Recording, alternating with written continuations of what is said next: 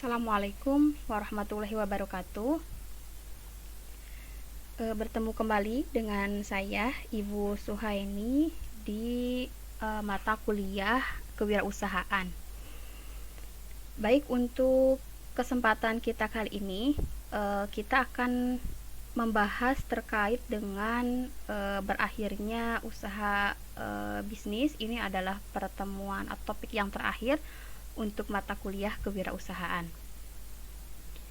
Adapun pokok bahasan yang akan dibahas adalah yang pertama tentang apa itu kepailitan, kemudian yang kedua mempertahankan operasi usaha baru, yang ketiga tanda-tanda kepailitan, dan yang keempat adalah suksesi dari suatu bisnis. Nah, lihat yang pertama terlebih dahulu ya, yaitu tentang kepailitan. Nah, ini ya. Banyak bisnis usaha baru berakhir dengan kepailitan. Ini karena kita tahu bahwa yang namanya suatu bisnis itu memang sangat banyak mengandung risiko seperti itu ya. Salah satunya adalah risiko dari suatu kegagalan. Nah, ini tentu kondisi ini ya sangat menyakitkan ya bagi seorang pengusaha, dan tidak sedikit orang yang mengalami ini, bahkan tidak hanya sekali, sampai berkali-kali seperti itu. Nah, kalau kita klasifikasikan, ini terdapat 3 alternatif bagi badan usaha yang berada pada posisi mendekati kepailitan. Yang pertama adalah likuidasi, kemudian yang kedua reorganisasi, dan yang ketiga adalah rencana perpanjangan waktu pembayaran. Nah, kita lihat dulu yang pertama adalah likuidasi.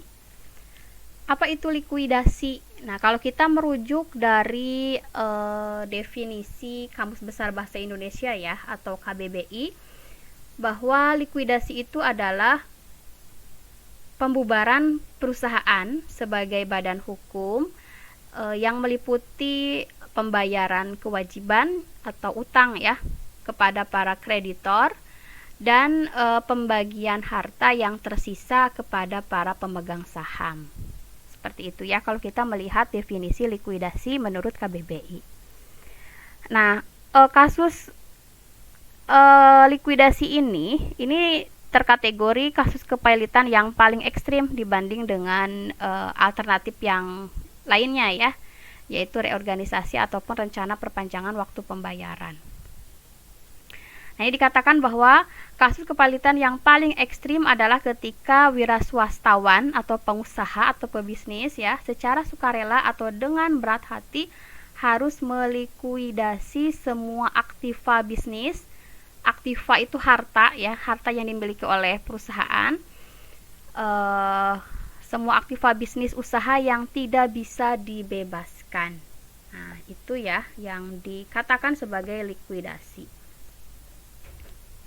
Kemudian yang kedua adalah reorganisasi. Nah, ini merupakan alternatif yang kurang ekstrim dalam kepailitan. Jadi kalau dibandingkan dengan likuidasi, ini masih rada mending gitu ya. Dan biasanya situasi ini terjadi karena bisnis mempunyai masalah dengan arus kas dan kreditor atau pemberi utang ya, mulai menekan perusahaan dengan tuntutan-tuntutan hukum dan sebagainya. Nah, ini adalah reorganisasi. Nah, biasanya kalau kondisi seperti ini, kreditor besar ya atau suatu pihak yang berkepentingan atau juga bisa kelompok kreditor biasanya akan mengajukan kasus ini di hadapan pengadilan ya, dan kemudian rencana reorganisasi akan dibuat untuk menunjukkan bagaimana bisnis akan berputar. Nah, seperti itu. Kemudian yang ketiga adalah rencana perpanjangan waktu pembayaran. Nah, ini kondisi ini atau posisi ini adalah jika seorang wirausaha atau pengusaha mempunyai pendapatan tetap, bisa dimungkinkan untuk mengajukan perpanjangan waktu pembayaran. Dengan ini, wirausaha membuat rencana pembayaran cicilan dari utang yang belum dilunaskan. Jadi ya melakukan mungkin lobby-lobby gitu ya, yang harusnya misalkan jatuh tempo di 2021 gitu ya, jatuh tempo utang misalkan di bulan Maret 2021, kemudian mengajukan perpanjangan waktu pembayarannya.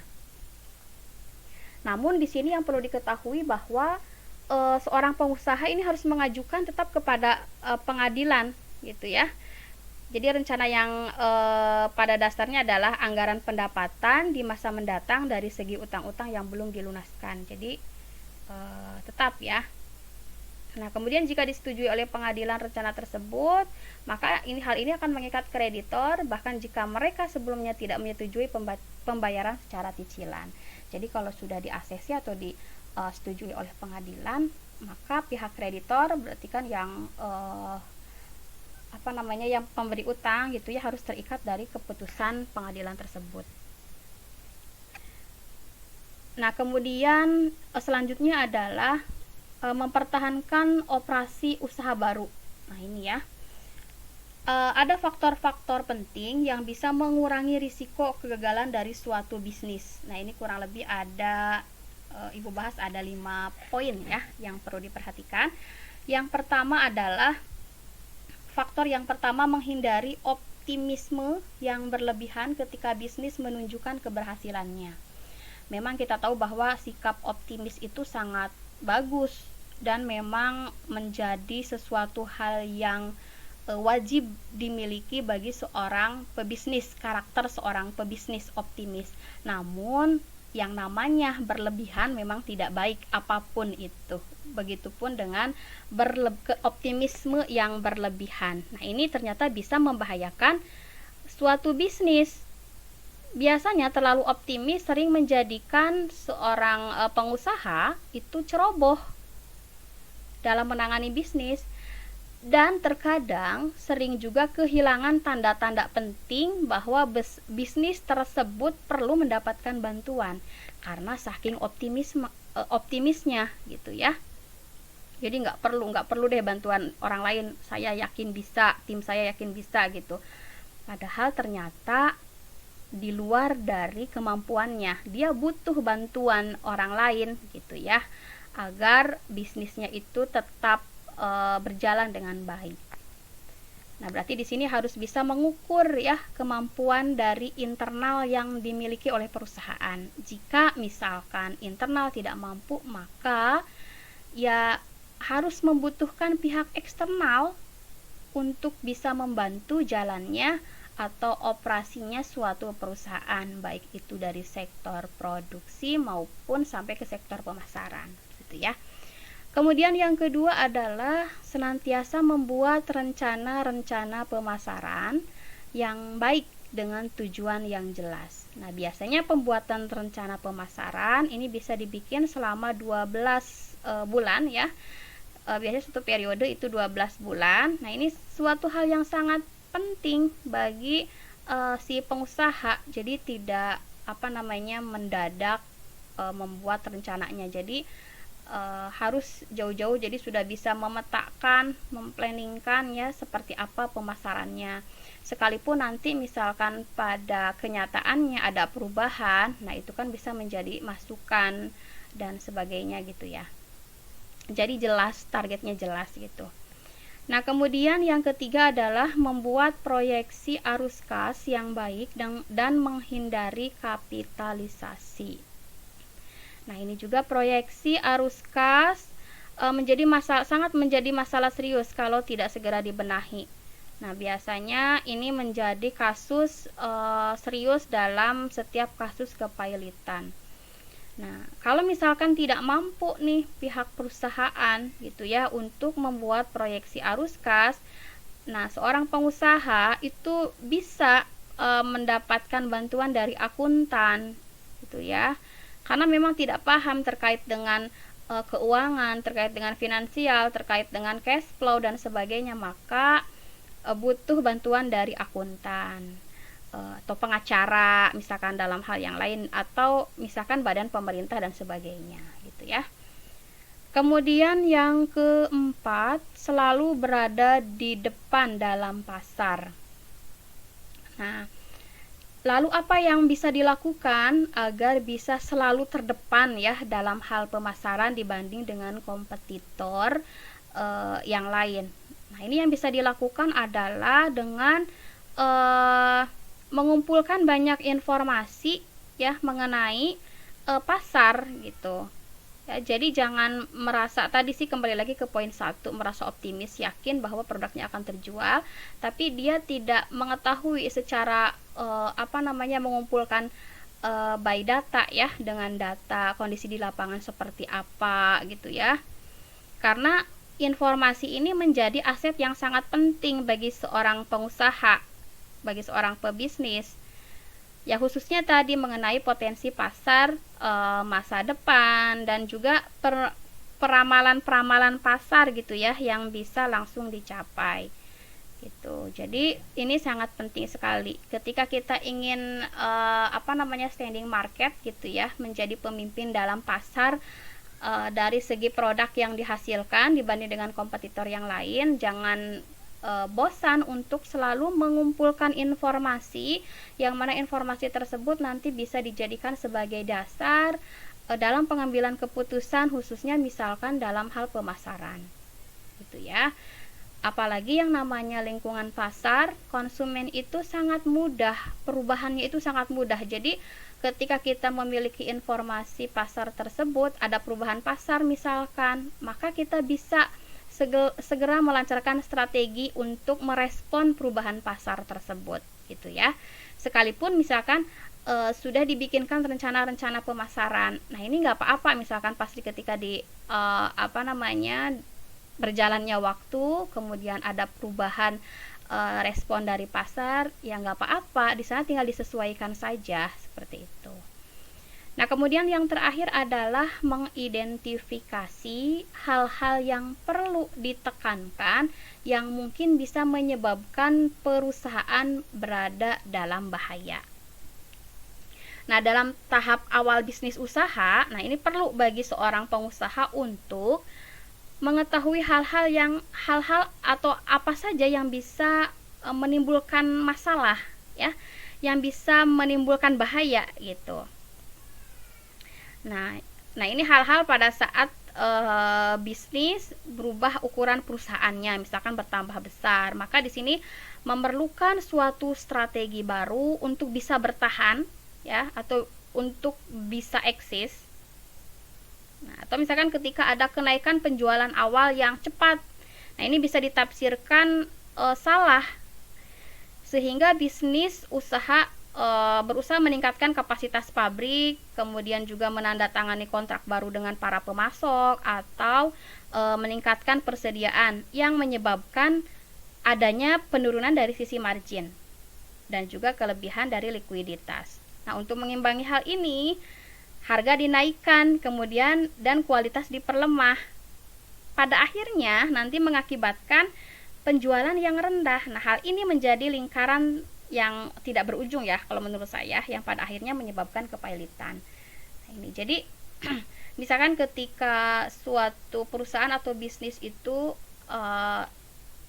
semakin besar, nah ini ya, ukurannya semakin besar, kemudian secara sederhananya misalkan karena penjualan cukup meningkat, cukup banyak, akhirnya si perusahaan mengeluarkan strategi untuk menaikkan harga dari sebelumnya, karena dia menganggap bahwa produk tersebut laku keras di pasaran, tapi tidak diimbangi dengan kualitas, malah kualitasnya diperlemah, misalkan dari segi pemilihan bahan baku gitu ya. Nah, ini justru yang malah mengakibatkan timbulnya masalah ya. Lambat laun maka mengakibatkan penjualannya menjadi menurun atau menjadi rendah. Apalagi kita lihat kompetitor yang lain semakin berinovasi, kemudian juga dari sisi harga juga sangat kompetitif. Nah, bisa jadi nanti si konsumen akan memilih produk dari para kompetitor yang lain seperti itu. Atau bisa jadi misalkan karena kok harganya jadi naik gitu ya, tetapi kok kualitasnya juga sekarang kok semakin jelek, harga naik kualitasnya semakin jelek gitu. Nah, bisa jadi respon pasar negatif ya Kemudian dia akan memilih produk substitusi, pengganti dari produk tersebut gitu. Nah, ini akan berakibat pada penurunan penjualan. Ketika penjualan menurun, maka akan berdampak terhadap laba gitu ya. Ketika laba turun, maka perusahaan ya tidak mampu untuk melunasi, misalkan ketika dia melakukan pinjaman ataupun utang ke pihak ketiga ya, akhirnya tidak mampu untuk membayar, maka nanti berujung pada suatu kepailitan gitu. Nah, kemudian yang selanjutnya adalah tanda-tanda kepailitan. Ini beberapa peringatan dini yang merupakan tanda-tanda kepailitan. Nah, apa saja gitu ya? Kalau kita lihat sekarang ya, dampak dari COVID itu memukul perekonomian negara ya. Salah satunya adalah ya hypermart, seperti halnya Matahari ya, beberapa ditutup gerainya gitu karena memang kondisi seperti ini gitu ya, karena lesunya perekonomian yang berdampak pada ya lesunya daya beli masyarakat gitu. Nah, apa saja tanda-tanda kepailitan? Yang pertama adalah kelalaian dalam manajemen keuangan. Ini ya, hati-hati, berarti kalau tidak mampu untuk mengurusi keuangan, maka ya serahkan saja ke pihak kita, bayar aja orang gitu ya, rekrut aja orang gitu. Atau kalaupun misalkan pihak luar ya nggak apa-apa, kita bayar orang gitu ya untuk mengetahui bagaimana sih kondisi keuangan di perusahaan gitu ya, karena biasanya kan kalau ahlinya lebih paham gitu. Kemudian yang kedua adalah direktur atau pimpinan perusahaan ya tidak bisa mendokumentasikan dan menjelaskan transaksi-transaksi besar.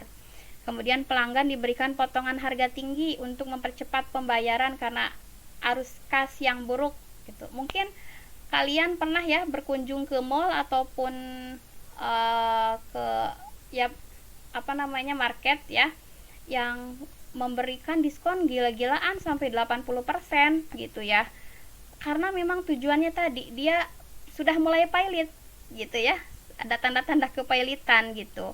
Akhirnya diberikan diskon yang gede-gedean gitu ya. Kemarin kalau tidak salah Hero atau apa gitu ya, yang akhirnya menutup salah satu ya gerainya gitu, karena memang kondisi terdampak COVID, mungkin salah satunya faktornya itu. Nah, kemudian yang keempat adalah kontrak yang diterima di bawah jumlah standar untuk menghasilkan kas. Nah, ini juga bisa menjadi tanda bank meminta pelunasan utang-utangnya. Nah, mungkin bisa jadi karena sudah jatuh tempo tapi pihak perusahaan tidak segera membayar gitu ya, maka bank ya akan mengejar-ngejar gitu ya untuk segera pihak perusahaan melunasi utang-utang tersebut. Kemudian orang-orang penting dalam perusahaan meninggalkan perusahaan. Lagi-lagi ya, kalau berbicara loyalitas kalau di dunia bisnis, saya rasa karena memang yang diorientasikan adalah profit gitu ya, ketika perusahaan tersebut sudah tidak sehat ya, atau sedang sakit gitu, dari salah satunya dari sisi keuangan ya normal saja gitu, misalkan ditinggalkan oleh orang-orang penting, investor pada mencabut diri ya, keluar dari perusahaan tersebut karena dirasa sudah tidak menguntungkan bagi mereka gitu ya. Kemudian kurangnya bahan mentah untuk memenuhi pesanan. Nah, ini bahan mentah menjadi hal yang sangat penting bagi suatu perusahaan produksi gitu ya, menghasilkan suatu produk. Ketika bahan mentahnya langka, sulit untuk didapatkan, maka nanti akan berdampak terhadap produk yang dihasilkan gitu. Kemudian pajak, upah, dan gaji tidak dibayarkan. Nah, ini ketidakmampuan dari segi finansial, hingga pajak dan gaji pun tidak bisa dibayarkan. Ini berarti wah, peringatan dini gitu ya. Misalkan ketika gaji dibayar dirapel, misalkan 2 bulan tidak gajian, 3 bulan tidak gajian. Kita misalkan sebagai pekerja atau karyawan di sana harusnya bisa memaknai gitu ya, oh ini berarti ada sesuatu nih di perusahaan gitu ya, sampai tidak mampu untuk membayar gaji karyawan gitu. Berarti kita sebagai karyawan ya bukan berarti kita tidak loyal. Kita pun kan bekerja memang lagi-lagi membutuhkan materi ya, mencari uang memang tujuannya gitu. Ya berarti harus bersiap. Jangan-jangan ini perusahaan mau mendekati pilot nih, berarti harus siap-siap untuk melamar di perusahaan yang lain misalkan gitu ya, daripada kita lambat gitu untuk mengambil langkah seperti itu gitu ya. Kemudian selanjutnya adalah pemasok meminta pembayaran secara kontan. Nah, ya pemasok bahan mentah, bahan baku gitu ya. Dia sudah mengetahui perusahaan tersebut mendekati pilot. Akhirnya dia nggak mau gitu kalau dilakukan kontrak secara kredit misalkan. Maka ketika ini harus dilakukan secara kontan. Dan yang terakhir adalah meningkatnya keluhan pelanggan mengenai kualitas suatu produk atau jasa. Nah, ini udah mulai nih banyak komplain dari pelanggan, baik dari segi kualitas dan sebagainya. Ya. Nah, kemudian kepailitan dan likuidasi bukanlah akhir dari segalanya. Sejarah menunjukkan banyak pengusaha yang akhirnya kembali bangkit setelah mengalami berkali-kali jatuh. Ya. Jadi tidak semua perusahaan yang sudah pada posisi pilot yang pada akhirnya sulit untuk bangkit. Ada juga yang bisa bangkit dari kondisi tersebut gitu ya. Nah, berarti dia memulai usaha baru kembali ya, karena bangkit dari kepailitan tadi gitu. Nah, biasanya pengusaha akan belajar ya dari kesalahan, kemudian juga cenderung mempunyai pemahaman dan penilaian yang baik tentang yang pertama adalah kebutuhan bagi penelitian pasar, kemudian juga kapitalisasi awal yang lebih besar dan keterampilan bisnis usaha yang lebih besar. Jadi ya dia kembali lagi gitu ya, memulai usaha baru, maka dia akan mencari melakukan riset pasar lagi, kemudian juga dari segi keuangan ya mungkin membutuhkan modal yang besar lagi, sampai juga kepada keterampilan bisnis juga gitu. Nah, selanjutnya adalah suksesi usaha. Nah, banyak bisnis usaha baru akan dialihkan kepada anggota keluarga. Jika tidak ada anggota keluarga yang tertarik dengan bisnis tersebut, penting bagi pengusaha untuk menjual usahanya atau melatih seseorang dalam organisasi untuk mengambil alih. Nah, ini ya.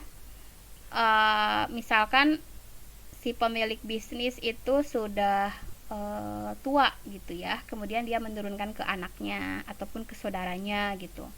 Nah, tapi ketika ada anggota keluarganya yang memang tidak tertarik dengan dunia bisnis ya, karena banyak ya, satu keluarga meskipun satu ibu satu bapak, tapi ternyata memiliki minat yang memang tidak sama gitu. Misalkan kakaknya pebisnis, adik-adiknya malah memilih menjadi PNS, menjadi pegawai misalkan gitu ya. Nah, ini juga ada. Maka bisa mungkin merekrut ataupun memilih orang lain ya, bisa dengan cara menjual usaha tersebut, ataupun usaha tersebut masih miliknya tetapi dengan melatih seseorang dalam organisasi untuk mengambil alih, itu bisa. Nah, ininya jadi ada transfer kepada anggota keluarga, kemudian juga ada transfer usaha kepada anggota bukan keluarga. Nah, jadi bisa dilakukan kalau transfer usaha kepada anggota bukan keluarga dengan melatih orang-orang kunci dan mempertahankan saham mayoritas, mempertahankan kembali dan menyewa manajer ya, atau merekrut manajer, kemudian menjual hak usaha. Ini ya, jadi suksesi usaha. Oke. Sampai sini ya penjelasan terkait topik berakhirnya usaha suatu bisnis. Silahkan jika ada yang ingin didiskusikan boleh bertanya. Terima kasih. Assalamualaikum warahmatullahi wabarakatuh.